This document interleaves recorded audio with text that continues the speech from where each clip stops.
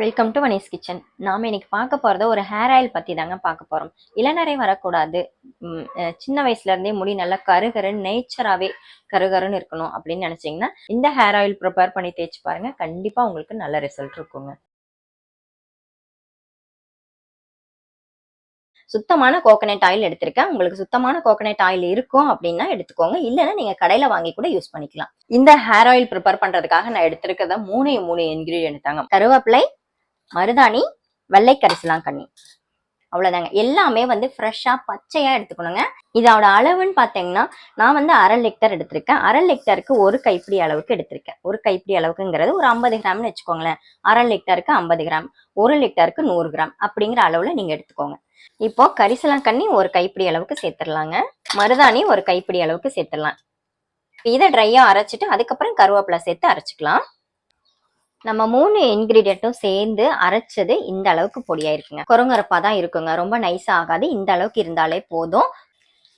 இப்ப stove on பண்ணி இப்ப இதை வந்து இந்த ஆயில இதுல சேர்த்துடலாம். 1/2 லிட்டர் நமக்கு தேவை. அரைச்சு வச்சிருக்கிற இந்த இன்கிரீடியன்ட்டை இது கூட சேர்த்துடலாங்க. மீடியம் ஃப்ளேம்ல வச்சு காய்ச்சும் போது பாருங்க எந்த அளவுக்கு ஆயில் மாறி இருக்குன்னு. வீட்டில் நீங்கள் இந்த மாதிரி உங்கள் கையால் ப்ரிப்பேர் பண்ணி வச்சு தேய்ச்சி பாருங்க, அருமையான ரிசல்ட்டை கொடுக்குங்க. பாருங்க இந்த மாதிரி லேசான கொதி அடங்கும் போதே நீங்கள் ஆஃப் பண்ணிடுங்க. பாருங்க லேசான பபிள்ஸ் வருது இல்லையா, இந்த டைம்ல நீங்க ஆஃப் பண்ணிடணும். ரொம்ப ஆற விடக்கூடாது, ஒரு டே ஃபுல்லா விடக்கூடாது, அப்படியே விட்டுறக்கூடாது. அப்படியே விட்டுட்டா என்ன ஆகும்னா அந்த சக்கையெல்லாம் வந்து ஆயில மறுபடியும் அப்சர்வ் பண்ணிக்கும். அதனால நம்ம லேசான ஹீட் இருக்கும் போதே வடிச்சிடணும். ஏன்னா நம்ம அதுல எல்லா எசன்ஸும் இறங்கிடுச்சுங்க. ஆயில் வந்து கொதிக்கும் போதே அந்த எசன்ஸ் எல்லாமே இறங்கிடுச்சு. அதனால அது டே ஃபுல்லா இருக்கணுங்கிற அவசியம் இல்லை.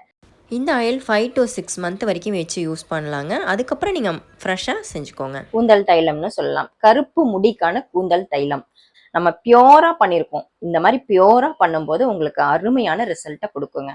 நிறைய பேர் கேட்டிருந்தீங்க இந்த ஆயில் அப்ளிகேட்டர் எங்க வாங்குனீங்க சிஸ்டர் அப்படின்னு கேட்டிருந்தீங்க. இனி வர வீடியோல இதை நான் எங்க வாங்கினேன் அப்படிங்கிற டீட்டெயிலை நான் சொல்றேன். இப்ப நம்ம அப்ளை பண்ண ஆரம்பிச்சிடலாம். வாரத்தில் 1 நாளோ 2 நாளோ இல்லை தினமும் நீங்கள் அப்ளை பண்ணணும்னு நினச்சிங்கன்னா கூட அப்ளை பண்ணலாங்க. 1 நாள் 2 நாள் விட்டு கூட நீங்கள் ஹேர் வாஷ் பண்ணலாம். இதை வந்து நீங்கள் வாரத்தில் 2 நாள் 3 நாள் யூஸ் பண்ணி ஹேர் வாஷ் பண்ணும்போது உங்களோட முடி அப்படி கருகருன்னு வளருங்க. நல்ல சின்ன பிள்ளைங்களுக்கு சின்ன வயசுலேருந்தே நீங்கள் இதை அப்ளை பண்ணிங்கன்னா நல்ல ரிசல்ட் இருக்கும். அந்த இளநரை வராது, நல்ல கருகருன்னு நீளமாக வளருங்க. முடி செம்மட்டையாக இருக்கிறவங்களுக்கும் இது நல்ல யூஸ் ஆகுங்க. நிறைய பேர் கேட்பீங்க ஷாம்பு போட்டு வாஷ் பண்ணலாமான்னு. கண்டிப்பாக வாஷ் பண்ணலாங்க. இதோட டீட்டெயில்டு வீடியோ அடுத்த வீடியோவில் அப்லோட் பண்ணுறேன்.